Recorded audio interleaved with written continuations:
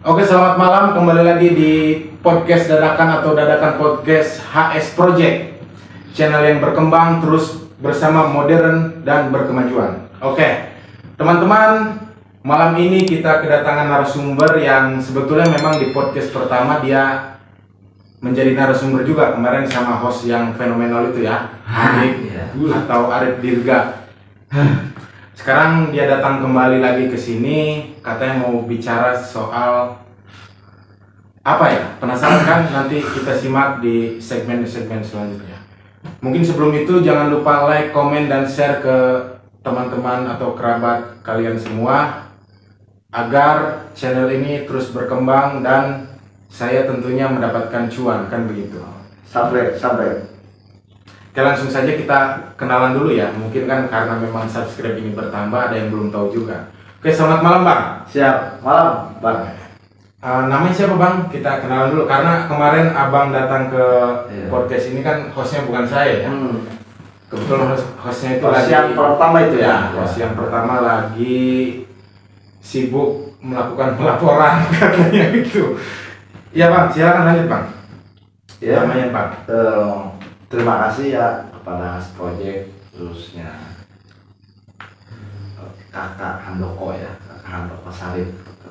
Iya, tapi kalau di sini saya Hani. Oh, Hani ya. Sebetulnya saya juga bingung mau ngapain ini kan gitu, karena sebetulnya tema malam hari ini ya pasti akan seputar Pak, yang sudah kita bahas soal pemilu ya, soal demokrasi hari ini di Indonesia. Nah, sebetulnya saya juga sudah pernah bahas juga pada channel waktu itu. Mungkin saya juga izin perkenalkan diri juga. Nama saya Enti Sumantri. Sumanto. Biasa dikenal itu Enggak apa-apa, itu biasa disapa.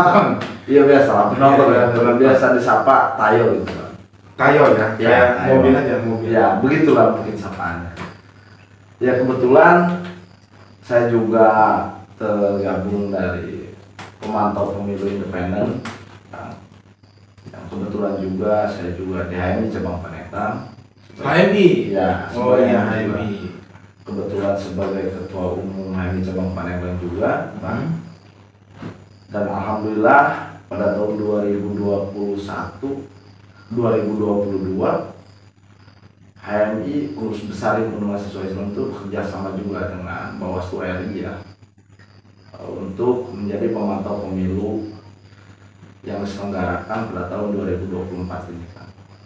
Nah, alhamdulillah kami dan jajaran serta kawan-kawan yang terhimpun dari pemantau pemilu independen pemilu 2024 ini itu alhamdulillah aktif gitu, khususnya di Pandeglang ini kan.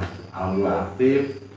Semuanya juga ikut berpartisipasi aktif dari mulai sebelum pasca ataupun pranya juga itu sudah mulai, semuanya juga mulai bergerak lah untuk bagaimana menjadi pemantau pemilu dari sejak tanggal 10 Februari sampai dengan hari ini pada tahapan pleno kabupaten ya kalau nggak salah. Tadi juga teman-teman dari sana juga, kebetulan saya juga dari selesainya pleno kabupaten kan.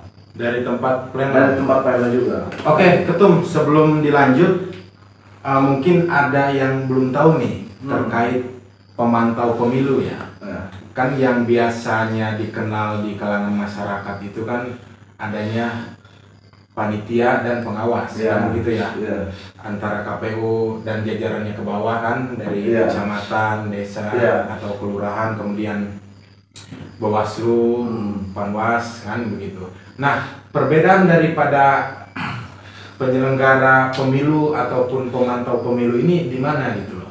Oh iya kan, kebetulan ya kita di Pandeglang sendiri sebetulnya ada semacam koordinator kan, ya, ataupun komisioner ya, samanya gitu dengan komisioner. Berarti kalau dari pemantau nih ya, pemantau itu setara dengan apa? Bawaslu gitu atau KPU juga di kabupaten ya kedudukannya ya? Ya kalau bahasa sih kayaknya seperti itu kan. Iya. Cuman memang mungkin berbeda nasib saja gitu kan. kalau mereka kan digaji oleh negara gitu kan. Iya. Dan mereka juga mengabdi untuk negara gitu kan. Kalau kita sih nggak digaji sama negara gitu kan. Dan nggak juga kita misalkan punya finansial yang memang menopang gitu. Kita relawan aja gitu kan. Relawan pemantau, semacam relawan demokrasi yang pernah ada tahun-tahun yang lalu gitu kan. Dan kita hanya menjadi abdi negara yang memang nggak digaji sama negara gitu kan. Berarti Dan kalau- itu sedikit ya dari sedikit perbedaan soal finansial ataupun anggaran ya dari penyelenggara pemilu, baik misalkan KPU-nya ataupun Bawaslu-nya, dari tingkat RI sampai dengan tingkat kelurahan ataupun desa gitu ke bawahnya. oh ada juga itu ya. Ada, kalau penyelenggara ada, pemantau juga ada sebetulnya kan, dari setiap titik ataupun daerah ya ada, masing-masing daerah keterwakilan gitu kan, dari pemantau juga. Akan tapi kalau di kita kan ada komisioner, ada kawan saya kan, ya satunya dia nggak bisa hadir juga, namanya sama Handoko kan. Oh ada Iya. juga, iya. Namanya Handoko juga, dia juga komisioner kan. Dia, Oh, saya rasa perasaan saya gitu ya, Ah. selama saya lahir dan besar itu, nama Handoko itu cuman bisa dikatakan beberapa aja gitu, nggak Iya. banyak kayak misalnya Hari, Entis kan Iya. banyak gitu ya. Iya. Ah. Itu- Nah, begini Bang Tis, sebelum dilanjutkan kan Iya. tadi itu katanya terkait pemantau pemilu ini kan secara kedudukan atau secara bahasa sama ya. Iya sama. Kan katanya ada komisioner, hanya perbedaan daripada finansial yang kemudian ini menjadi salary ya atau gaji kan begitu. Nah, sejauh ini memang tadi Kantis juga menyampaikan bahwa aktivitas Kantis selain daripada di pemantau juga di HMI kan itu Ya. sebagai ketua umum HMI cabang Pandeglang ya. Iya. Nah, ada hubungankah gitu antara HMI dengan pemantau atau pemantau dengan HMI? Bagaimana secara kedudukannya gitu? Sehingga memang mungkin saat ini terlihat Bang Tis ini kan aktifnya di pemantau ya. Iya. Bagaimana? Kalau sebetulnya sih ya karena memang pemantau ini lahir dari HMI ya kan. Iya. Kita dari pengurus besar Himpunan Mahasiswa Islam bekerja sama dengan Bawaslu RI untuk mendirikan pemantau pemilu gitu kan. Artinya ya memang legalitas ataupun sertifikat legalitas kita itu ya disahkan juga oleh Bawaslu RI. Itu HMI gitu kan dari sananya. Langsung pusat ya. Ya langsung dari PBHMI, Pengurus Besar Himpunan Mahasiswa Islam gitu kan. Sehingga memang sampai ke tatanan cabang ya, tatanan cabang ini ya kita mendapatkan mandat ataupun instruksi untuk memang menjadi pemantau pemilu gitu dalam pemilu 2024 ini gitu kan. Artinya secara tidak langsung ya nggak ada perbedaan gitu antara HMI dengan pemantau, atau karena memang pemantau ini diciptakan di lahirnya juga dari HMI gitu kan.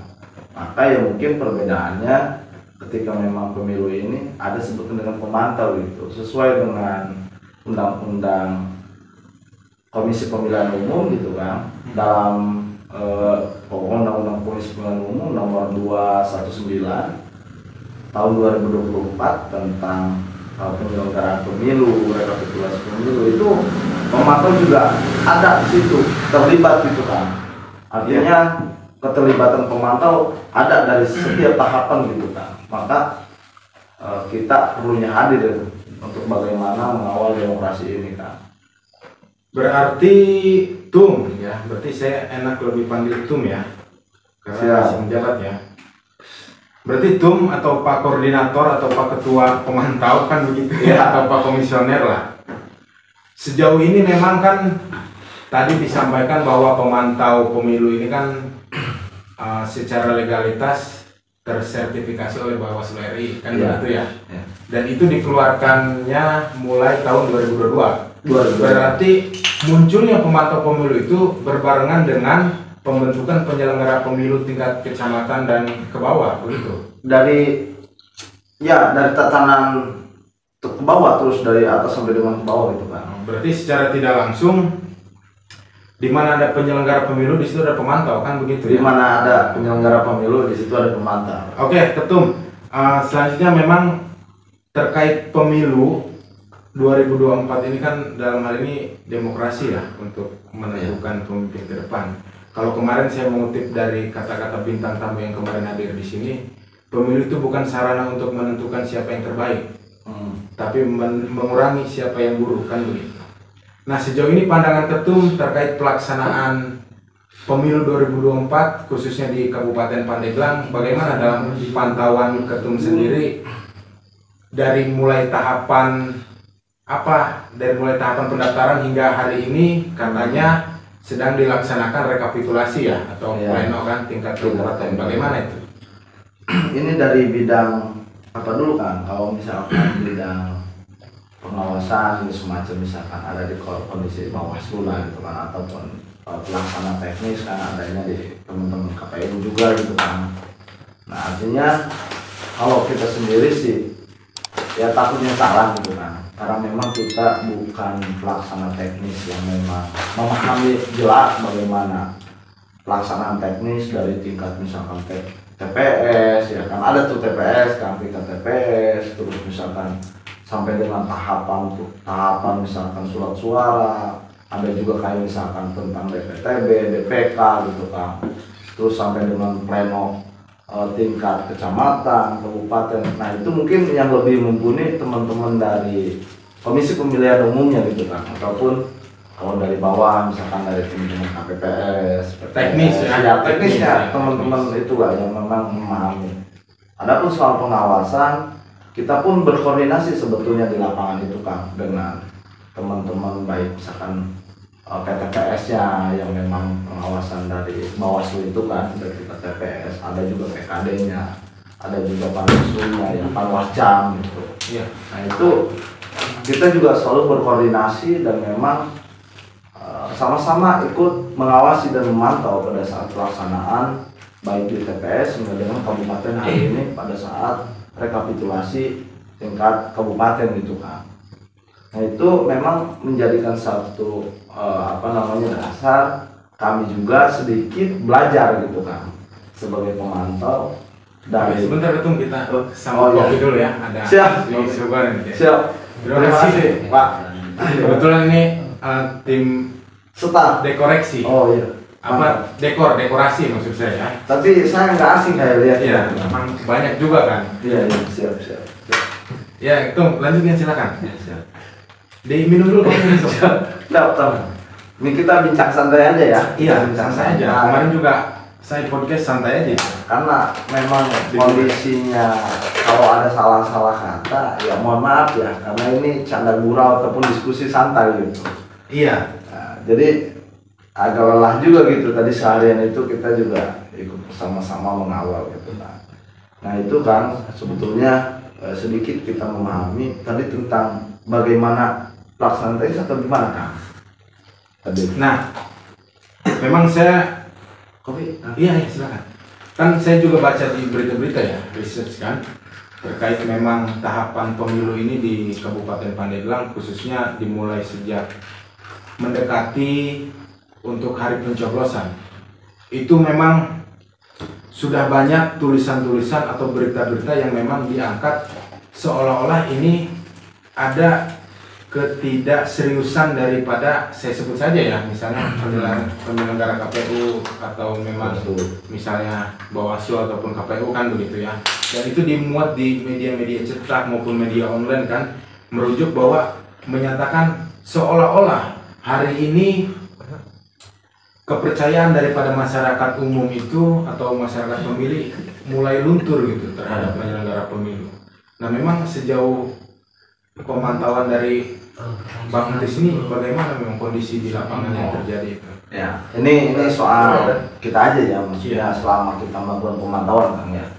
Kalau misalkan kita terlalu dalam ke teknis, takutnya salah gitu kan. Itu ranahnya teman-teman Komisi Pemilihan Umum ataupun KPU dari tingkat kelurahan sampai dengan kabupaten. Nah mungkin pertama hasil dari pantauan kita kan dari sejak 14 Februari kita sudah mulai melakukan pemantauan. Sebetulnya sudah jauh hari, tapi kita mulai turun ke lapangan itu dari 14 Februari, dari 10 Februari, 14 Februari gitu kan, kita turun ke lapangan sampai dengan tingkat level tingkat kecamatan kita turun ke lapangan. Soal pelaksanaan teknis sebetulnya saya lihat kan dari hasil pantauan yang masih memang banyak juga penyelenggara baik di tingkat KPPS ataupun tingkat desa PPS itu banyak yang belum memahami dan membaca peraturan ataupun perundang-undangan baik itu PKPU nomor 7 ataupun tentang undang-undang pemilihan umum, Perbawaslu ya? Perbawaslu, bahkan tentang Perbawaslu Republik Indonesia tentang unsur-unsur tindak pidana pemilu gitu kan. Itu ada sebetulnya beberapa poin ataupun pasal per pasal yang memang harus dipahami juga sebetulnya. Bukan hanya oleh pengawas gitu. Pengawas apalagi pengawas pemilu semacam misalkan PKD, PTPS dan Panwascam gitu kan tingkat kecamatan itu harus memahami bagaimana mereka mau mengawasi kalau memang peraturan-peraturannya itu mereka tidak membaca gitu, tidak memahami. Nah ini menjadikan satu analisis kami bahwa memang masih ada penyelenggara teknis di bawah ini baik dari KPPS itu yang belum memahami bagaimana tentang misalkan ketika ada pemilih nih contoh kan ya di satu kecamatan katakanlah kecamatan A kan. Nah satu kecamatan ini ada satu orang pemilih satu keluarga yang mempunyai domisili setempat jelas KTP-nya itu diterbitkan tahun 2022 gitu kan. Dan ketika keluar KTP itu KTP-nya online gitu, sudah online lah gitu dari list capilnya itu kan. Ketika orang itu mau memilih, beliau memang tidak ada dalam daftar pemilih tetap, yaitu DPT ya, dalam DPT-nya itu kan. Dalam DPT-nya itu akan tetapi ketika beliau datang, beliau dipertanyakan kan. Nah ada nih KTP-nya, tapi belum online, dicek online gitu kan, dicek oleh teman-teman KPPS. Wah ini belum online KTP-nya. Nah yang pada akhirnya kan masyarakat awam mana tahu gitu kan bagaimana. Karena masyarakat awam gitu nggak tahu, nggak memahami nih bagaimana panitia. Terus gimana Pak kata masyarakat? Itu di lapangan ya teman, gimana Pak? Ya nunggu nanti kita nunggu tanggal 15 aja katanya gitu kan. Kan tanggal 15 sudah nggak lagi pemilihan gitu kan. Artinya tanggal 14 Februari itu hari H dan itu dibatasi waktu gitu kan. Sampai jam 1 sampai ya? jam 1 masalah itu. Sampai jam 1. Nah, itu pun menjadi satu pandangan saya harusnya inisiatif KPPS juga menyampaikan ke PPS bahwa ketika memang dibatasi jam 1 apabila memang ada pemilih lagi kasih toleransi baik itu 1 jam gitu. Ditunggulah. Walaupun memang mereka dikejar oleh waktu gitu maksudnya. Kasih toleransi dong di situ 1 jam misalkan. Tapi itu dia tidak bisa memilih kan. Karena alasannya itu sampai dengan hari ini beliau tidak ada jawaban yang pasti dari penyelenggara tingkat KPPS, PPS sampai dengan PPK-nya terkait hal yang tadi ya? Iya, dia tidak bisa memilih. Padahal KTP beliau itu KTP domisili setempat, warga negara asal setempat gitu. Nah itu satu kan. Ada lagi, ada yang pemilih bisa milih di 2 kecamatan. 2 kecamatan dalam 1 kabupaten? Dalam 1 kabupaten. Kecamatannya ini masih satu daerah pemilihan atau Beda dapil. Beda dapil. Dan itu punya hak pilih gitu. Dia bisa memilih gitu. Berarti kan memang ada komunikasi yang memang belum terselesaikan gitu oleh penyelenggara teknis ini kan. Nah satu itu. Berarti kan minimnya pemahaman teman-teman hari ini gitu. Saya juga mendengar keluhan dari KPPS juga, BIMTEK juga cuma 1 kali gitu. Dan itu pun BIMTEK mungkin tidak menyerap ya semua apa yang memang diajarkan di situ kalau cuma 1 kali gitu. Nah itu menjadikan satu dasar juga kan. Nah itu BIMTEK itu dilaksanakan setelah direkrutnya petugas KPPS. Kalau BIMTEK KPPS ya dari bawah karena memang ujung tombaknya pemilihan ini sebetulnya KPPS. Nah kemarin juga itu kan dari narasumber yang kemarin podcast ya. Nah menyatakan bahwa di daerah 1 satu daerah gitu kan, masih di Kabupaten Pandeglang ini, di TPS yang dia sebagai KPPS-nya itu minimnya partisipasi daripada masyarakat katanya. Iya. Dari 260 atau 240, kemarin itu 240 kalau nggak salah ya. Nah yang hadir itu hanya setengah daripada 240 tersebut atau 60% kata. Jadi setengah lebih 10 kan begitu ya. Berarti golput gitu hitungannya. Ya, nggak tahu itu. Katanya sisanya itu nggak hadir itu karena memang ada nggak tahu, kemudian ada yang kerja di luar. Nah maksud saya di sini kan mungkin ada minimnya kesadaran daripada masyarakat pemilih ya terkait demokrasi ini. Yang kemudian kedua juga kan mungkin bisa jadi tidak ada sosialisasi terkait partisipasi pemilih kan begitu daripada penyelenggara ya. Sebetulnya apa namanya kan, kalau berbicara sosialisasi kan saya bukannya mau membela penyelenggara, tapi memang ada semacam misalkan flyer ya kan, semacam misalkan himbauan ataupun berita dari KPU provinsi, dari kabupaten hingga ke bawah itu ada. Cuman kata saya itu kan tidak semua masyarakat hari ini modern gitu kan. Iya. Maksudnya Iya, paham nggak? Saya dengar tuh. Tidak semua masyarakat hari ini modern kan. Mereka tidak semerta-merta mempunyai ini kan, gitu, gadget, gitu. Dan mereka juga mana tahu gitu kan, flyer apa sih? Ada memang banyak masyarakat yang kayak gitu, bahkan gitu.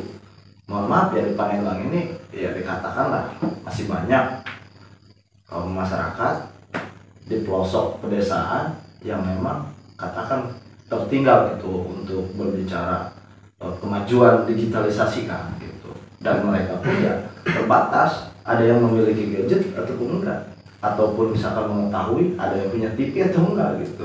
Nah ini kan, nah ini nggak bisa juga. Jadi mereka melakukan sosialisasi, dilakukannya itu hanya pada tahapan digitalisasi melalui Media sosial gitu kan. Nah itu yang memang saya lihat sebagai pemantau ataupun sebagai agent sosial kontrol HMI-nya gitu kan, itu nggak ada sosialisasi itu secara langsung ya. secara langsung yang real gitu. Itu memang apa namanya, masyarakat tidak mengetahuinya gitu terlalu jauh kan. Oke, Ketum, terkait jaringan ya, itu jaringan ya. Nah teman saya yang tadi juga tim kreatif tuh kan, yang tadi bawa kopi. Iya. Nah itu kan dia kalau pulang ke kampungnya juga kalau saya hubungi itu 2 hari kemudian baru balas tuh ya, checklist satu aja Iya. kan.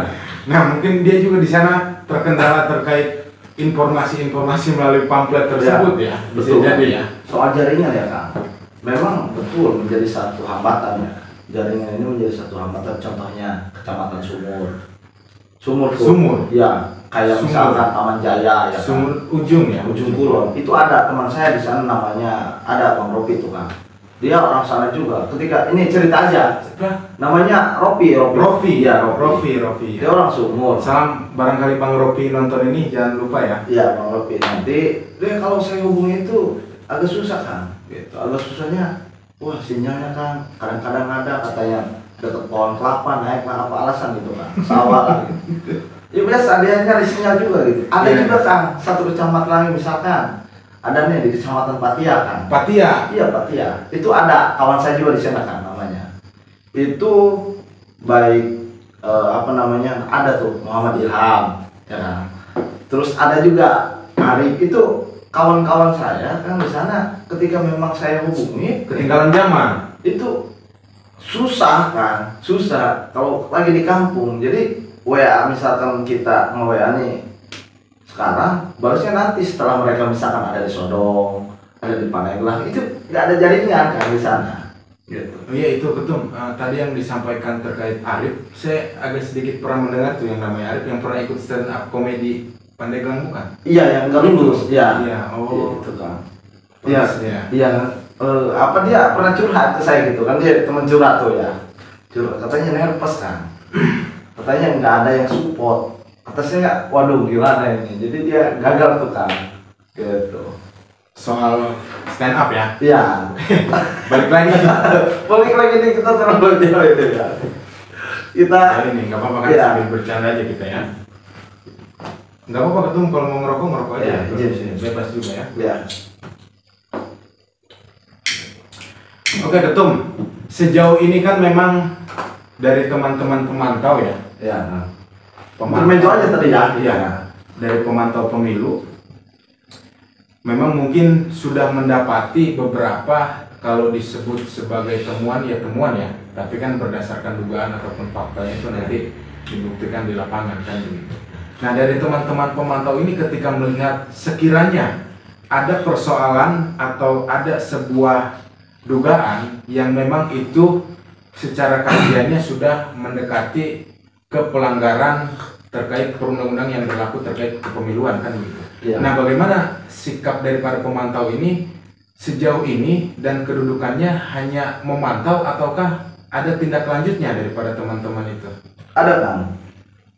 Nih, saya buka dulu ya beberapa temuan ya kan. Boleh. Nih, beberapa temuan kami. Ini saya sudah diperlihatkan juga. Saya nggak bawa ininya doang kan. Ini fokusnya nggak nyala ya? Nggak nyala. Kebetulan tadi lagi seminar belum dibalikin. Siap kan. Nanti ya kan. Nah, laporan pemantau pemilu.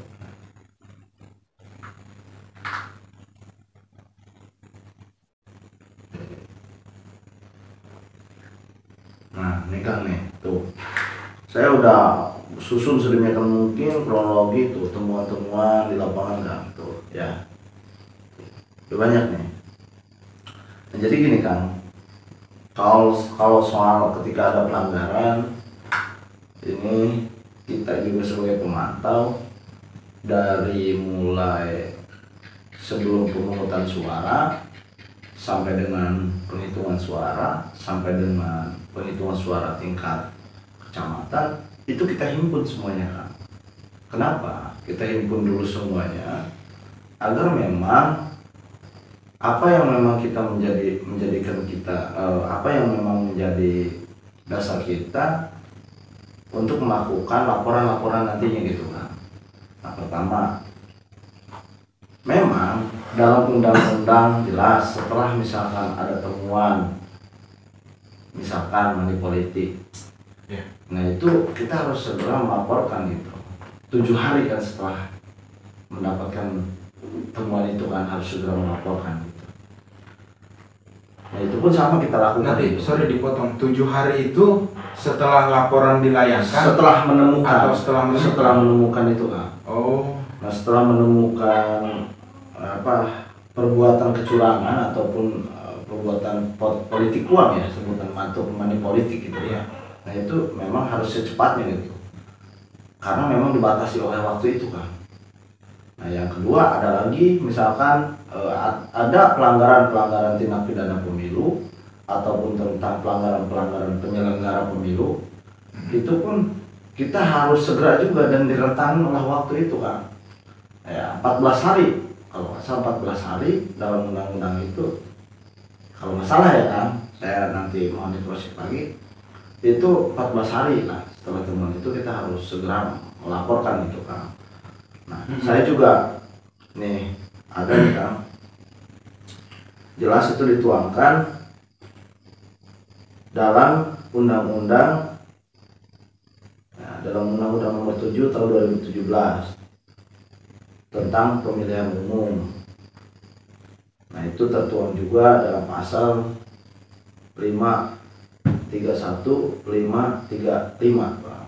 Nah ada lagi nih tentang keputusan Komisi Pemilihan Umum KPU Republik Indonesia. Nah ada lagi nih kan tentang Peraturan Badan Pengawasan Pemilihan Umum Republik Indonesia nomor 3 tahun 2023 tentang sentra penegakan hukum terpadu pemilihan umum. Nah ini kan jelas. Nah jadi Gakumdu ya sebutannya kan. Gakumdu ya. Gakumdu. Nah maka ketika memang kami himpun semuanya, data sudah kami himpun, nah itu kita sudah kemas dan kita segera laporkan itu kan. Kita laporkan ke Gakumdu gitu kan, ataupun ke Bawaslu. Bawaslu kan itu sebagai pembina ya. Kalau dari undang-undang itu jelas ketua Bawaslu sebagai pembina, penasehat Gakumdu. Penasehat. Jadi Gakumdu itu kan, gabungan dari kejaksaan, unsur kepolisian, kejaksaan, terus sama dengan Bawaslu gitu kan.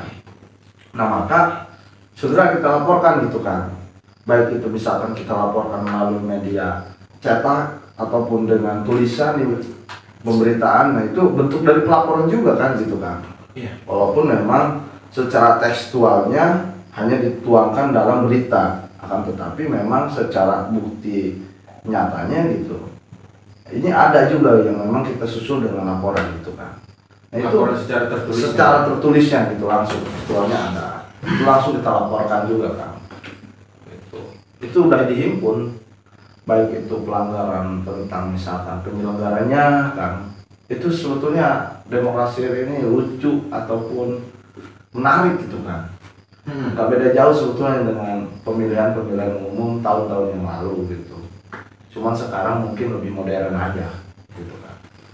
Nah, tadi ketum terkait waktu 7 hari ataupun 14 hari itu, nanti ketika misalnya dilakukan sebuah pelaporan secara bentuk tertulis ya, Iya. bentuk tertulis pelaporan itu ditujukannya ke Gakumdu.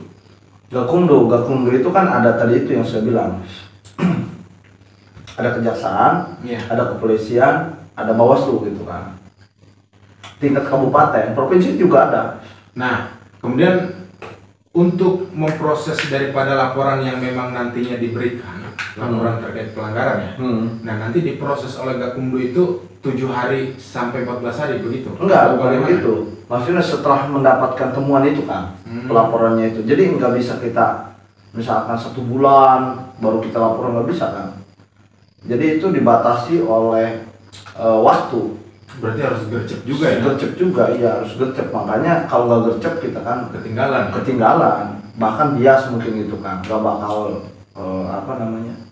ditindak gitu.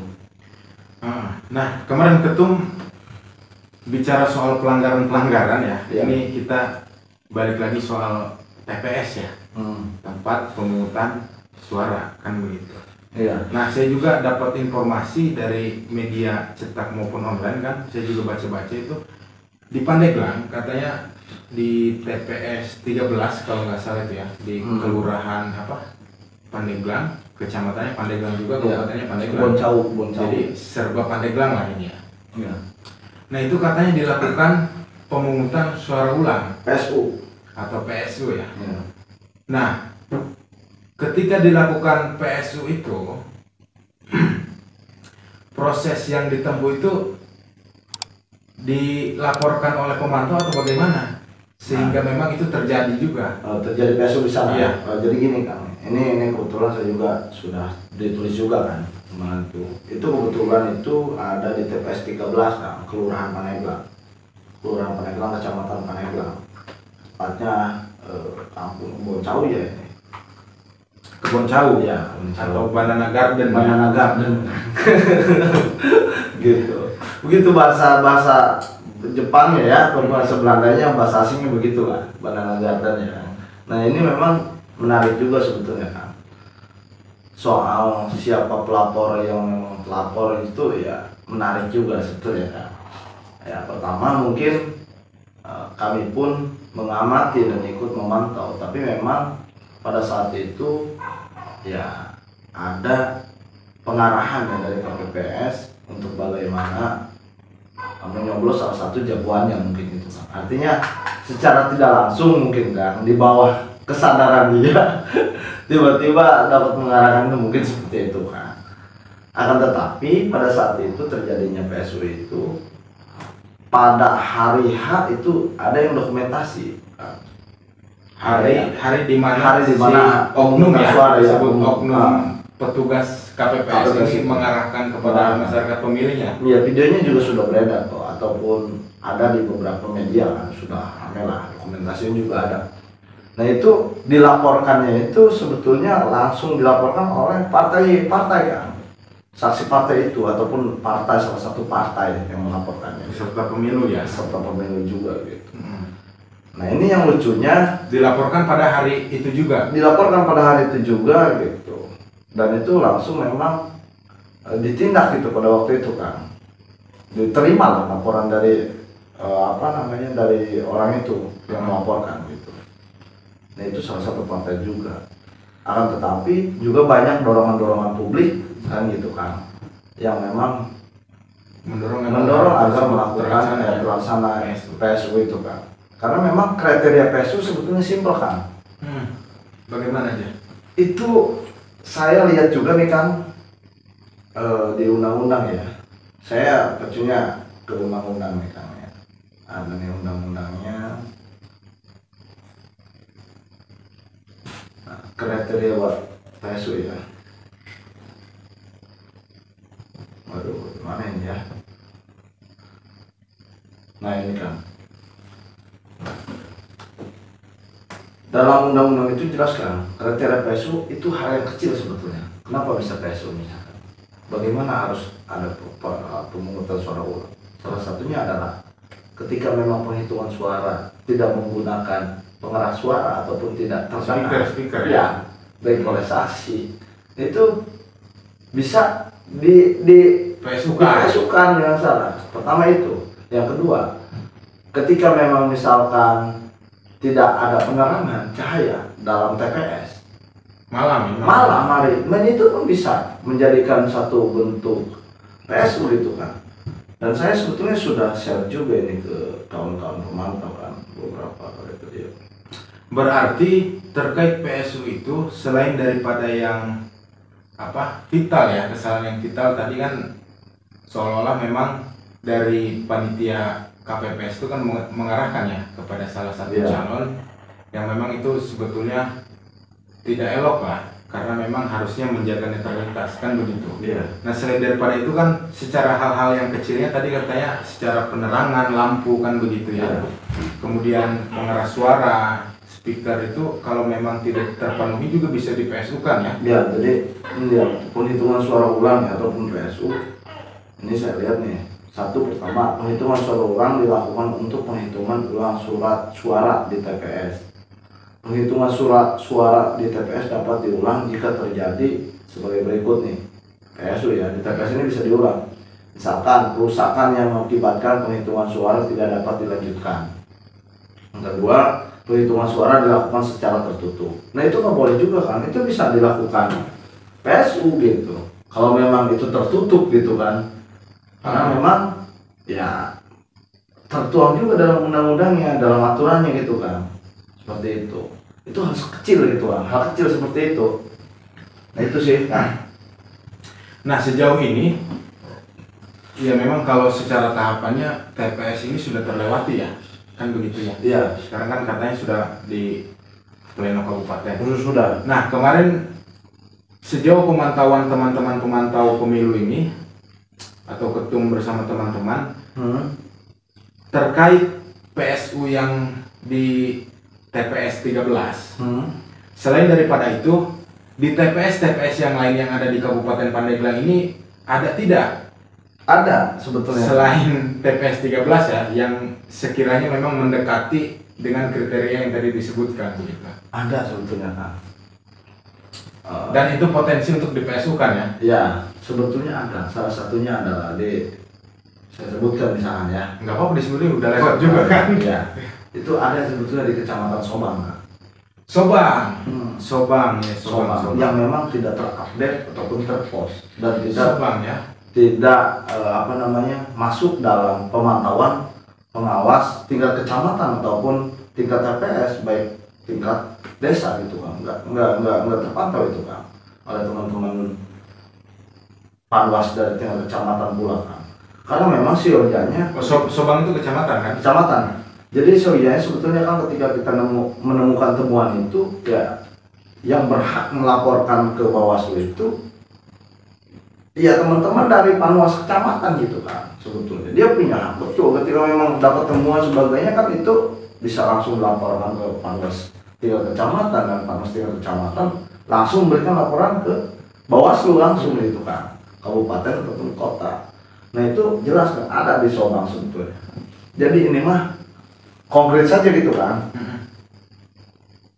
Informasi yang saya dapatkan dari kawan-kawan di lapangan gitu, saya memang nggak kesana, tapi informasi dari teman-teman di lapangan ya, pemantau juga ya, pemantau tersebar kan di setiap kecamatan.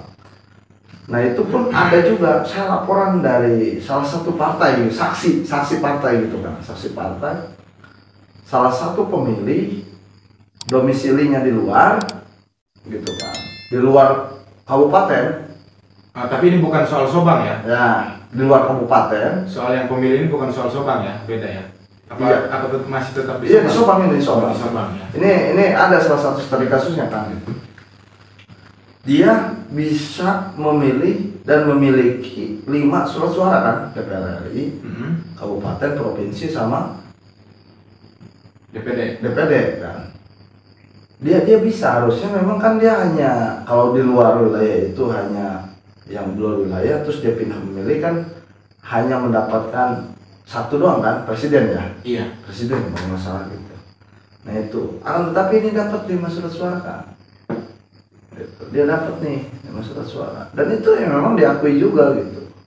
Dari beberapa pantauan, baik dokumentasi dan videonya itu dia diakui juga, dapat juga kan gitu 5 surat suara dan nyoblos itu. Nah, hal itu memang tidak di cross check oleh panitia KPPS-nya atau memang tidak ada laporan dari Panwasnya juga, Panwas atau apa PTPS ya? PTPS ya tidak ada. Ya, PTPS ada, semuanya ada, tapi mereka nggak tahu saya juga gimana ya. Saya juga waktu kemarin itu nggak terjun ke sana, terjun teman-teman yang lain kan. Jadi ini tidak terekspos sama sekali. Iya. Harusnya memang ini bisa dilakukan penghitungan PSU ini bisa dilakukan PSU, tapi ini tidak dilakukan karena memang tidak ada laporan dari Panwas Kecamatan. Ya betul. Nah, soal tadi terkait yang disampaikan masyarakat pemilih yang dari luar kabupaten ya. Nah, di tempat TPS tersebut memang kalau dapat dikatakan mungkin ya, ini kan mungkin ya. Kalau dapat dikatakan masih kurangnya pemahaman daripada panitia pelaksana juga ya, atau penyelenggara pemilu ini. Misalnya memang secara teknis kan yang dinaungi oleh KPU, kemudian secara pengawasannya yang dinaungi oleh Bawaslu kan begitu. Nah, sekiranya dalam pandangan Ketum terkait kelalaian atau ketidaksiapan daripada penyelenggara pemilu ini seperti apa gitu kesannya? Oh iya, siapa? Sebetulnya saya mah ya kalau KPPS kan gimana PPS juga gimana PPK, ujung-ujungnya KPU kan. Ujungnya ke KPU ya. Karena memang gini kan, sebetulnya contoh hal KPPS menjadi tim ses partai misalkan. KPPS menjadi tim ses partai misalkan. Itu hal yang wajar menurut saya. Kenapa? Memang kebutuhan ataupun jaminan mereka hari ini tidak sesuai dengan apa yang memang mereka kerjakan gitu. Bukan berarti mereka hari ini misalkan sengaja sebetulnya. KPPS ya? Iya, karena tidak sebanding berbicara dengan misalkan tanggung jawab dan beban moral gitu ya, ataupun material dari mereka gitu kan. Karena mereka ujung tombak gitu kan dari Iya, awal. memang. Nah, sebetulnya ketidaksiapan terkait pemilu ini itu lahirnya dari mula KPU-nya sendiri kan. Contohnya kenapa saya bilang dari KPU-nya? Jelas lah, KPU bertanggung jawab ke tingkat kecamatan, ke tingkat desa ya kan gitu. Mereka yang punya tanggung jawab penuh gitu. Contohnya, kenapa logistik bisa tertukar dengan dapil A dan dapil B. Misalkan dapil 3 dengan dapil satu ataupun 2 misalkan. Oh, itu ada ya? Ada. Dapil 5 dengan dapil 4 ada. Itu surat Dapil suara. 6 dengan dapil 5. Surat suara. Logistik kan. Secara keseluruhan ya. Nah itu sudah dibongkar juga kan, sudah dirapikan gitu sebelum pemungutan suara dan itu ditemukan oleh Bawaslu gitu kan. Bawaslu menemukan hal itu gitu dan itu dibongkar kembali dan dirapikan. Pertama itu, yang kedua soal kekurangan logistik. Hampir seluruh kecamatan kan, seluruh kecamatan Kabupaten Palembang itu banyak kekurangan logistik. Kekurangan logistik. Iya, kekurangan logistik baik misalkan dari C hasil ya kalau nggak salah. C hasil apa? Untuk penghitungan itu ya. C hasil itu untuk penghitungan. Kalau nggak salah ya. Saya juga bukan ini. Pokoknya untuk penghitungan itu C hasil. C hasil ya. Tim C hasil ya. C pemberitahuan. Yang belangko itu kan. Ya, pokoknya itulah saya kurang paham tuh soal itu. Pokoknya banyak. C hasil juga. Bahkan ketika penghitungan pun mereka bingung nih. Ini untuk penghitungannya masih ada yang kurang nih, apa tuh sebutannya? Hasil itu untuk penghitungan itu. Nah itu Penghitungan juga- suara. Iya. Penghitungan suara. Iya kan itu harus ditulis kan, hasil dari ini kan ditulis kan di Oh hasil. iya, yang selembaran tuh. Iya, yang Saya juga selembaran. melihat tuh, ngomong selembaran ya, memang ini agak sedikit bercanda juga. Iya. Saya nggak tahu saya di TPS mana, tapi tulisan keterangan di situ katanya KPPS diserang makhluk halus. Saya nggak tahu, tapi yang jelas di Pandeglang itu katanya. Iya. Termasuk misalkan ada tuh yang kalau penghitungan tuh itunya apa maksudnya bisa yang salah itu ayat mam cina gitu kan. Nah itu tuh yang kayak gitu tuh hasil yang kayak gitu yang memang jarang. Saya kasihan sebetulnya kan. Harusnya berbicara logistik itu bisa disesuaikan dengan kebutuhan. Sesuai Iya, kebutuhan. per kecamatan gitu ataupun per TPS gitu kan. Karena saya kasihan dengan teman-teman yang jalannya rusak di ujung sana, ujung jaya misalkan di Sumur. Lagi penghitungan suara tiba-tiba kurang. Sedangkan posisinya nggak ada lagi, itu harus ditulis di situ. Nah itu kan harus malam itu juga malam, ya? malam itu juga beres. Jauh-jauh dari Sumur misalkan harus ke KPU kan, ke sini ke gudang Dari logistik ujung KPU. ujung Ya, juga ya. ke ujung. Nah berarti kan dari situ pun ketidaksiapannya sudah terlihat kan. Pertama itu. Yang kedua, kenapa saya bilang ketidaksiapan? Bahkan penyelenggara di tingkat desa, baik PPS, nah itu mereka banyak yang tidak tahu terkait ketika memang sudah adanya penghitungan surat suara dari setiap TPS pada wilayah kerjanya, itu harusnya ditempelkan hasilnya itu hasil TPS ya? TPS. sertifikat hasil penghitungan suara di setiap TPS di wilayah kerja masing-masing PPS itu. Nah ini saya nggak juga menyalahkan teman-teman PPS. Harusnya yang lebih peka juga teman-teman PPK Kecamatan. peka juga Pak. Walaupun mereka tidak semua menyebar, tapi kan setidaknya teman-teman PPK pun dapat memberikan pemahaman terhadap teman-teman PPS kan. Pertama itu, yang kedua berarti kan ini muaranya di mana? KPU yang hari ini nggak tegas. KPU yang hari ini misalkan harusnya dapat memberikan pemahaman terhadap penyelenggara di bawahnya gitu kan. Itu kan jelas. Saya baca juga nih kan di beberapa aturan ya kan. Nah, beberapa aturan tentang unsur-unsur tindak pidana pemilu kan. Unsur-unsur tindak pidana pemilu itu jelas tertuang. Nah ini nih kan. Dalam peraturan Badan Pengawasan Pemilihan Umum Republik Indonesia nomor 3 tahun 2023. Nah, ini jelas nih pemilihan umum Undang-Undang nomor 7 tahun 2017 tentang pemilihan umum. Nah ini dituangkan juga dalam pasal 508 kok di sini nggak ditulis ya 508 sama 391 kan terkait tentang unsur-unsur tindak pidana pemilu kan, itu dia Perbawaslu kan, Pelanggaran yang mengarah ke pidana ya. ya yang mengarah ke pidana. Nah kalau saya sebutkan barang siapa ataupun anggota ataupun ketua PPS apabila tidak menempelkan sertifikat hasil penghitungan suara di setiap TPS-nya pada wilayah kerja masing-masing PPS itu, nah di tempat umum ditempel ya kan. Jadi Berarti mohon maaf dipotong, bisa jadi ditempel itu di halaman desa ya. iya pokoknya Karena PPS di wilayah kerja ya, wilayah kerja PPS itu kena tindak pidana kan, sesuai dengan pasal 391 kan. Iya. 391 menyebutkan itu kena tindak pidana kan. Lumayan juga kan itu tindak pidananya, minimal 1 tahun dan maksimal 1 tahun dan denda maksimal 12 juta kan. 12 juta. 12 juta itu ada nih kan. Lumayan juga ya. Lumayan. Berarti selama kurang lebih dia kerja selama 1 tahun ya. Iya, Dendanya ini itu. kayak begitu. Nah, Ketum. Tadi ini sambil cari referensi yang Ketum nanti akan sampaikan. Saya potong sedikit ya. Ini pertanyaan sih lebih bentuknya. Tadi kan Ketum menyampaikan bahwa apa yang diterima oleh teman-teman yang menjadi KPPS ataupun sejajarnya yang dapat dikatakan sebagai ujung tombak, kan begitu ya, ujung tombak dalam pemilu 2024 ini. Itu kan memang tidak sebanding dengan apa yang mereka kerjakan, kemudian tidak sebanding dengan apa yang mereka dapatkan, kan begitu ya. Nah, apakah memang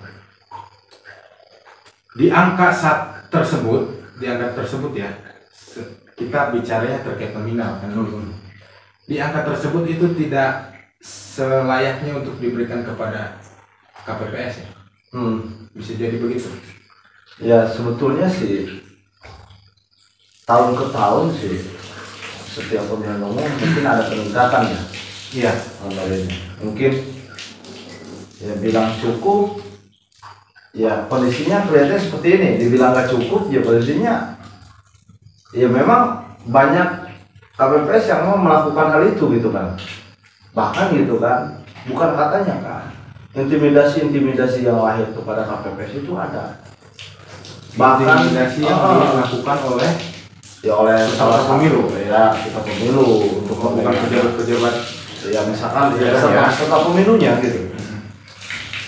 Nah itu ada kan, terjadi juga. Bahkan iming-iming soal uang sebenarnya ada untuk mengasih tahu, untuk misalkan di TPS-nya ini dapat suara berapa, itu ada kan? Ada seperti itu ada. Tapi diterima juga oleh KPPS itu. Ada yang terima, ada yang enggak. Ada yang terima, ada yang enggak. Terkait tadi katanya ada yang menerima, nah ya, seharusnya memang harusnya ada inilah ya. Iya. Apa namanya, masuk ke pelanggaran pemilu. Iya, harus masuk dalam pelanggaran pemilu. Mengarah ke pidana itu kan. Pidana itu salah satu. Sesuai tadi yang Ketum sampaikan di awal terkait money politik ya. Iya. Bahkan nih kan berbicara misalkan pasal tadi nih yang Undang-Undang Bawaslu ya, Bawaslu Republik Indonesia itu kan dalam pasal 508 dan pasal 391 itu jelas tuh kan, setiap anggota PPS yang tidak mengumpulkan salinan sertifikat hasil penghitungan suara di seluruh TPS di wilayah kerjanya sebagaimana dimaksud dalam pasal 391 dipidana dengan pidana kurungan paling lama 1 tahun, denda 12 juta kan gitu rupiah. Nah itu unsurnya kan, setiap anggota PPS unsurnya nih. Nah terus ya jenis deliknya itu masuk dalam delik formil kan. Nah subjeknya itu ya teman-teman PPS atau anggota PPS. Nah itu mungkin cukup jelas kan. Iya, memang sangat jelas. Nah, terkait pelanggaran dan apa namanya temuan-temuan kemudian dugaan ya yang tadi mengarah ke money politik kan. Nah itu yang kita bahas dari awal sampai sekarang itu mengarah kepada penyelenggara tingkat teknis. Memang dari teman-teman pemantau ini apakah tidak memantau juga dari teman-teman yang menjadi panitia pengawasnya gitu kan? Memantau kan? Memantau. Nah ketika tadi disebutkan apa peraturan Bawaslu ya? Iya. Peraturan Bawaslu terkait pelanggaran yang mengarah kepada pidana daripada kesalahan-kesalahan yang dilakukan oleh teman-teman penyelenggara, dalam hal ini penyelenggara teknis ya, Iya. KPU, PPK, PPS dan KPPS kan. Iya. Apakah memang tidak diatur terkait pelanggaran yang dilakukan oleh Bawaslu, kemudian Panwascam, Iya. PKD dan PTPS gitu? Iya, jadi Apakah memang daripada mereka Iya. ini yang teman-teman menjadi panitia pemantau lagi, pengawas pemilu ini tidak memiliki kesalahan? Ataukah memang mereka tidak ada undang-undang atau peraturan yang mengatur terkait kesalahan yang mereka lakukan, kan begitu tuh? Ada kan? Ada juga ya. Jadi secara tidak langsung ketika memang ada pelanggaran pemilu ataupun pelanggaran-pelanggaran yang dilakukan oleh teman-teman penyelenggara teknis, itu secara tidak langsung teman-teman pengawas pun ya melakukan pelanggaran dong, membiarkan. Iya, karena tidak memproses ya. Tidak memproses, membiarkan.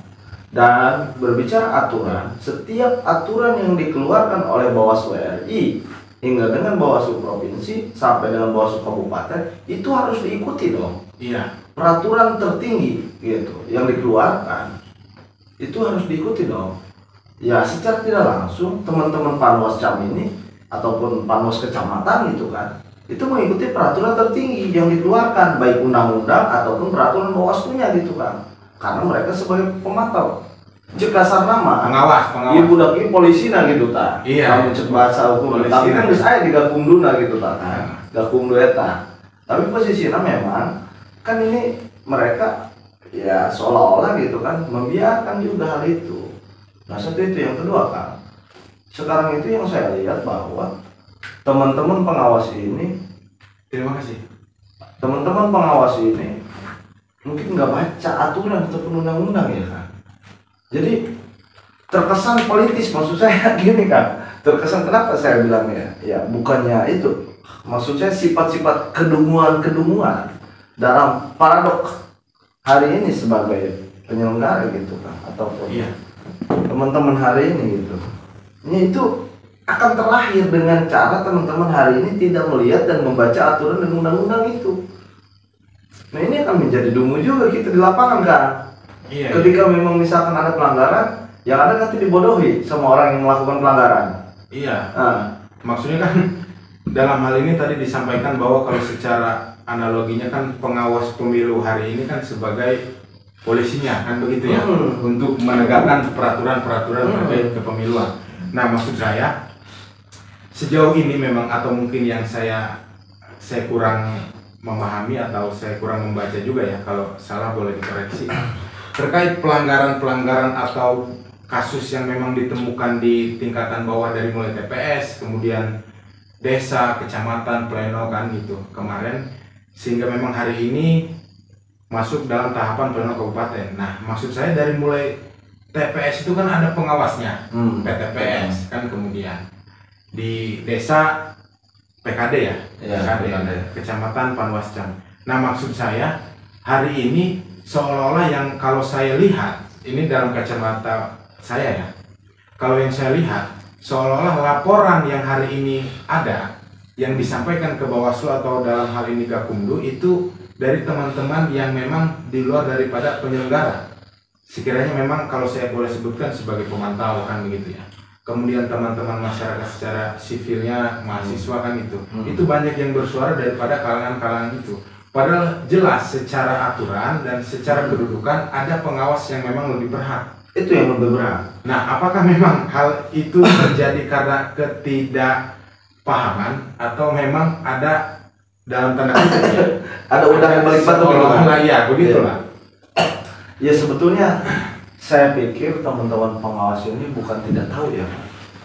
Sebetulnya saya pikir mereka juga tahu soal apa yang memang terjadi. Dan saya pikir juga mereka mungkin lebih pintar juga gitu, sebagai teman-teman pengawas mungkin sudah baca juga gitu, Iya. aturan dan undang-undang gitu. Tapi memang ya mereka yang punya hak itu ya seolah-olah mereka mengabaikan itu gitu. Iya. Nah, ada ya kita berpraduga dong, ada udang di balik batu, baik itu ke PPK-nya, baik itu ke Panwasnya gitu kan. Kenapa ada udang di balik batu? Susah kan. Ketika saya lihat rule demokrasi hari ini, ketika saya lihat posisi pemilihan umum hari ini ini kan, ini misal nih teman-teman PPK sama Panwascam ini, teman-teman penyelenggara tingkat kecamatan dan Panwas tingkat kecamatan ini seperti KPU dan Bawaslu tingkat kabupaten. Rasanya seperti itu. Jadi berasa seperti itu kan. Kenapa saya bilang berasa seperti itu? Jadi gimana? Mereka sudah punya garisannya masing-masing kan. Ya apalagi ada partainya gitu kan. Mereka jadi gimana ya? Saya menduga bahwa hari ini kebanyakan penyelenggara itu berafiliasi dengan partai. Berafiliasi dengan partai, berafiliasi dengan calegnya gitu kan. Dalam arti untuk mensukseskan. Untuk mensukseskan peserta pemilu itu. Diduga ya. Ya, diduga seperti itu kan. Nah, tadi saya bilang diduga ya, jangan sampai ini juga kita diduga ya. Diduga mereka ini berafiliasi kan dengan partai ataupun caleg. Nah, ini sudah seperti itu rule-nya gitu. Jadi sudah berasa mereka seperti Berasa KPU kabupaten ataupun provinsi komisioner, ya, sudah komisioner maksudnya. berasa komisioner, iya. Itu punya udah garisannya sampai ke situ kan. Nah itu yang saya lihat sedikit dari luar gitu kan. Itu terkait pengawas ya. Ya terkait pengawas. Ya mudah-mudahan pengawas juga cepat kebeli Lamborghini lah. Ya, Ya, kita doakan. mungkin ada setelah misalkan dari sini beresnya pemilu ada yang beli Lamborghini ataupun misalkan apa Alphard ya, mungkin bisa aja ada gitu. Nah, ataupun misalkan setelah dari sini dia nggak jadi masalah, misalkan nggak dievaluasi juga bisa jadi TA staf ahli gitu dulu. Ya itu kan ada lah dan sebagainya. Maksudnya itu Sesuai janji politik ya, sesuai janji politik itu sah-sah dalam saja. dugaan tadi ya. Maksudnya kan sah-sah saja kan. Sah. Sah. Itu mah sah Mudah-mudahan saja. kita doakan ya, Iya, ada mudah-mudahan. rezekinya ya. Tapi maksud saya jangan sampai melupakan dan menghilangkan tugas dan fungsinya. Gitu kan. Untuk menegakkan peraturan tentang kepemiluan. Iya, Gitu. itu jelas gitu kan. Iya. Padahal memang ketum terkait penyelenggara ini kan tadi makanya kenapa saya tanyakan terkait penyelenggara yang sebagai pengawas ya. Nah maksudnya ini juga kan kemarin sempat viral di media-media juga bahwa terkait KPPS ya, KPPS penyelenggara teknis itu kan katanya sebagai abdi negara, kemudian menantu idaman kan, baru kerja sehari udah kebeli pajero kan gitu. Iya. Nah maksudnya framing di media itu kan mengarah tetap ke penyelenggara tingkat teknis ya, bidang teknis maksudnya. Tidak ada loh maksudnya yang penyelenggara yang menjadi pengawas gitu. Nah makanya saya pertanyakan sejauh mana integritas pengawas pemilu ini kan begitu. Iya. Sehingga mungkin kalau dapat saya katakan kalau memang menjaga integritasnya tidak mungkin ada pemantau kan begitu. Iya. Kalau nggak salah ya, Iya. gitu kan. Jelas kan. Kalau soal itu ya memang hari ini hadirnya kita sebagai pemantau pemilu. Kalau kata kawan-kawan saya mah gitu, Panwasdun kan. Panwasdun ya gitu kan. Panwasdun. Artinya kita memantau ini. Berarti Bawasdun ya. Bawasdun. Jadi Bawasdun. posisinya kita memantau ini gitu kan. Bukan hanya memantau soal teknis ataupun soal pemantauan pada saat pemilihan, tapi kita pantau juga. Karena kita posisinya sebagai agent of change juga gitu kan. Iya. Masyarakat sipil juga kan yang memang berhak untuk bagaimana mengawasi penyelenggara pemilu juga gitu kan. Artinya untuk bagaimana mewujudkan demokrasi ini yang disebut dengan jurdil itu kan, jujur adil gitu kan. Ya itu kan jadi slogan saja gitu kan, baik itu di Bawaslu-nya ataupun KPU-nya gitu.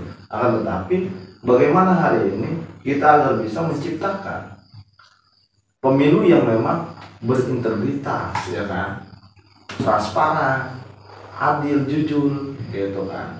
Nah itu jelas gitu kan. Akan tetapi gitu, itu menjadi visi dan misi menurut saya, visi dan misi yang bullshit gitu kan. Kenapa saya bilang visi misi yang bullshit? Jelas bullshit kan. Karena pada hakikatnya fakta di lapangan itu tidak sesuai dengan apa yang menjadi slogan, apa yang menjadi tagline, apa yang menjadi visi misi, apa yang menjadi cita-cita mereka. Tidak sejalan dengan itu kan. Maka menurut saya bullshit hari ini berbicara integritas. Iya, padahal kan memang secara slogan KPU itu kan menciptakan pemilu ini sebagai integrasi bangsa. Integrasi bangsa, pemilu damai dan sebagainya. Damai, iya damai gitu. Tapi Damai. bagaimana perdamaian yang terjadi hari ini gitu. Sehingga memang daripada penyelenggara pemilu ini harus menjaga netralitas dan stabilitas kan gitu ya. Dan itulah yang penting itu. Nah, Ketum sejauh ini terkait tadi temuan-temuan yang disampaikan dari mulai tahapan perhitungan suara di tingkat KPPS atau TPS itu secara kasus-kasus dan temuannya sudah ditindaklanjuti oleh pemantau juga atau dalam arti dibuat laporan atau bagaimana gitu. Oh, temuan-temuan kami sudah kami himpunkan dan kami sudah laporkan Ke Gakumdu. ke Bawaslu, ke Kejari, dan ke Polres Pandeglang.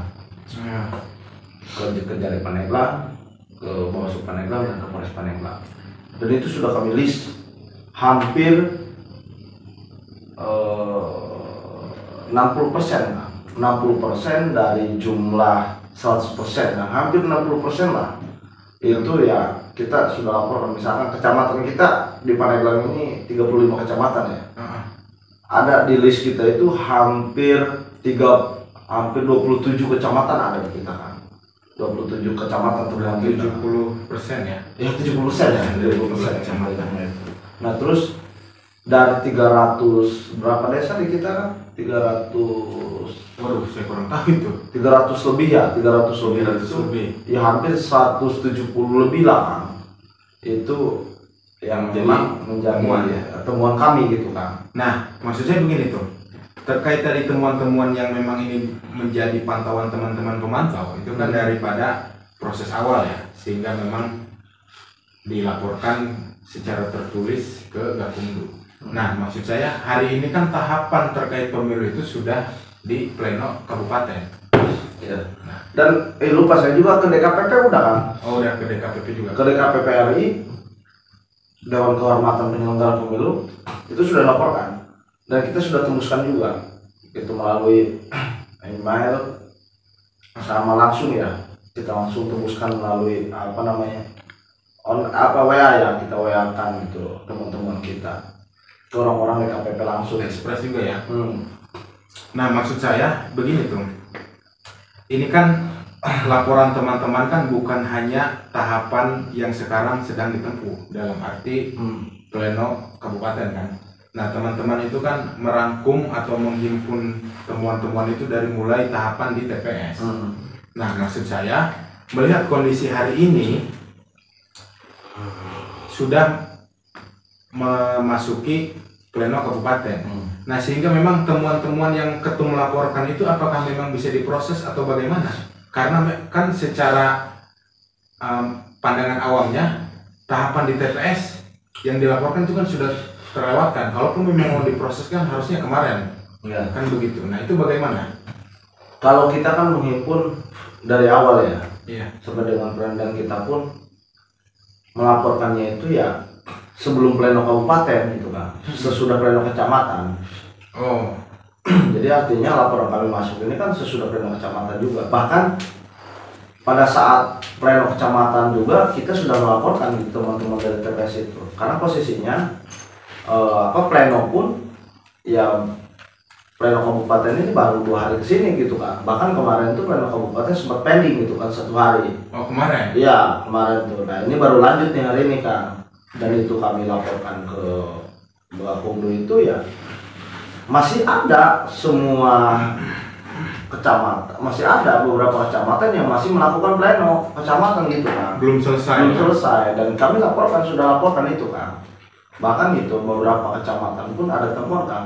Oh ya misalnya soal kelalaian ya, mohon maaf kan. Ya saya katakan aja gitu nih, kawan-kawan semuanya, teman-teman Panwas ya, ataupun teman-teman PKD, Bawaslu. Kalau berbicara pengawas ya jelas berbicara awas dan awasi gitu kan. Iya, awas dan awasi. Iya, awas dan awasi gitu kan. Pemilu ini. Itu jelas kan.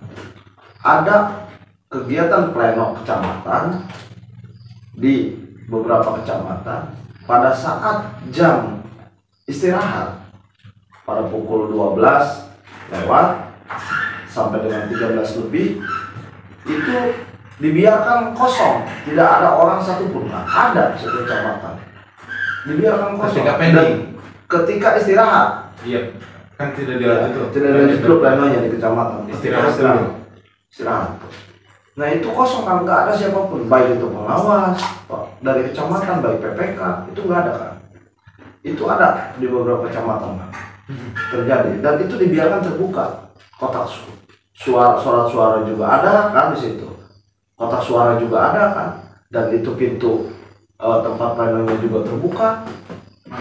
Nah ini kan khawatir kan, gimana kalau misalkan ada yang Curang ya? ada yang curang dan sebagainya. Dan kita waktu itu ada tim kita juga memantau di sana, dan di video juga ada dokumentasinya, video juga ada kita punya video itu. Dia nggak berani masuk dong, takut disalahkan kalau ada apa-apa kan. Dia pantau dari jauh, bahkan di video dulu tuh dia pantau. Nah itu ada kan, seperti itu. Ada kelalaian gitu kan. Nah, kemudian hal tadi ya terkait pengawasan itu dibuat temuan juga. Dibuat Dalam temuan, laporan ya. dibuat temuan sama kita, dibuat Dan laporan memang- juga. Kalau nggak salah apa namanya slogan Bawaslu itu kan bersama rakyat awasi pemilu, Iya. bersama Bawaslu tegakkan Keadilan. atau keadilan pemilu ya. Iya. Dan begitu. Oke, Tum. Terima kasih nih udah datang ke sini ya. Siap.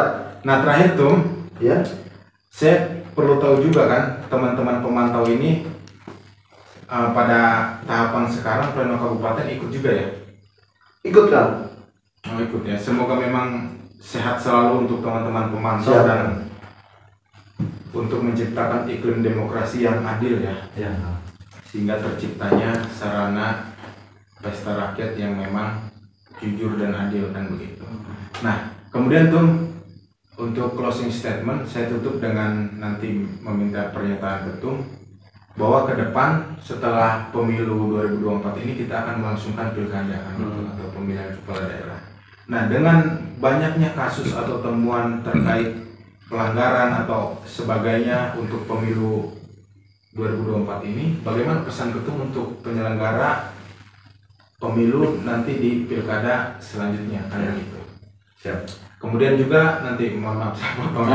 Kemudian juga untuk partisipasi daripada masyarakat ya, karena memang kalau saya dapat katakan masih kurang juga ya kesadaran masyarakat pemilih untuk menggunakan hak pilihnya kan gitu. Bagaimana tuh? Sekarang closing statement aja gitu. Oke, siap. Mungkin sebelum saya closing statement, jujur banyak sih temuan-temuan yang memang kalau saya ceritakan hari ini kan nggak beres sehari nih, gitu kan. Artinya panjang banget gitu kan. Banyak banget lah. Kita sudah himpun dan sudah kita data juga. Bahkan temuan-temuan yang kita masukkan ke Gakumdu itu nggak semuanya kita masukkan, data-datanya ada di kita, di filenya ada semua gitu kan. Ya itu tinggal bagaimana nanti tindak lanjut dari Gakumdu, karena memang Gakumdu sudah memberikan informasi ke kita, temuan-temuan kita akan dikaji, bilangnya gitu kan, akan diproses gitu oleh mereka, dan pun nanti hasilnya ya kita serahkan. Yang penting kita tuntaskan dulu gitu kewajiban kita sebagai pemantau untuk melaporkan itu temuan-temuan kita ataupun pelanggaran-pelanggaran pemilu. Nah mungkin gini kan closing statement dari saya, nanti kita bisa lanjut lagi gitu kan, karena memang waktu yang sudah ditentukan ini. Iya. Jadi jujur kan, pemilu ini membuat satu catatan sejarah, mungkin ya catatan sejarah kembali untuk bagaimana menentukan pemimpin yang akan datang untuk bangsa dan negara ini gitu kan. Baik itu tatanan legislatif, eksekutif gitu, yang ada pada saat ini dalam keberlangsungan sarana kedaulatan rakyat. Iya kan. Artinya harapan saya dalam momentum pilkada yang akan datang ini harusnya menjadi bahan evaluasi baik itu terhadap penyelenggara pemilu ya kan, baik terhadap penyelenggara pemilu tingkat kabupaten, kecamatan ataupun desa. Nah ini harus menjadi bahan evaluasi dan catatan bersama gitu kan, karena memang ketika memang pilkada akan diberlangsungkan, ini sudah mulai juga ya kan tahapannya, sudah mulai sudah mulai pengumuman juga sudah ada gitu kan untuk pilkada kapan, perekrutan juga. Harapan saya baik misalkan itu Bawaslu kabupatennya ataupun KPU kabupatennya harus menjadi catatan, harus menjadi catatan penting kan, harus menjadi catatan penting baik itu laporan kami dari pemantau ataupun laporan-laporan lainnya dari masyarakat lainnya kan, masyarakat sipil ataupun teman-teman penggiat ataupun pengamat pemilu yang lainnya, itu harus menjadi pertimbangan gitu. Dan ini menjadi evaluasi gitu kan, harusnya catatan menjadi catatan penting gitu kan. Dan jika memang misalkan hari ini Bawaslu membiarkan ataupun KPU membiarkan, maka jelas pilkada pun tidak akan jauh seperti itu gitu kan. Dan saya yakin ini akan menjadi satu catatan sejarah demokrasi hari ini ataupun pemilu tahun ini itu semakin buruk gitu kan. Seperti itu sih kan. Karena memang kacau lah kan. Sangat kacau memang, kacau banget benar kan. Harapannya seperti itu sih kan. Kalau saya pribadi jujur dengan adanya kejadian-kejadian ataupun temuan di lapangan ini membuat satu ini aja lulus dada aja gitu kan saya kan astagfirullah gitu kan. Bahkan masyarakatnya pun gitu masih bisa uang 25.000 5.000 misalkan. Iya. Misalkan ya kan 30.000 50.000 ya itu untuk 5 tahun yang akan datang gitu. Jadi memang harapan saya kepada masyarakat semuanya pemilih, jadilah pemilih yang cerdas. Jadilah pemilih yang cerdas untuk bagaimana memilih pemimpin yang akan datang. Iya. Memilih eksekutif ataupun legislatif dilihat dari visi dan misinya, dilihat juga dari progresnya, dilihat juga dari sosial ya ataupun investasi sosialnya terhadap masyarakat. Nah ini perlu diperhitungkan juga gitu. Nah itulah sebetulnya seperti itu kan.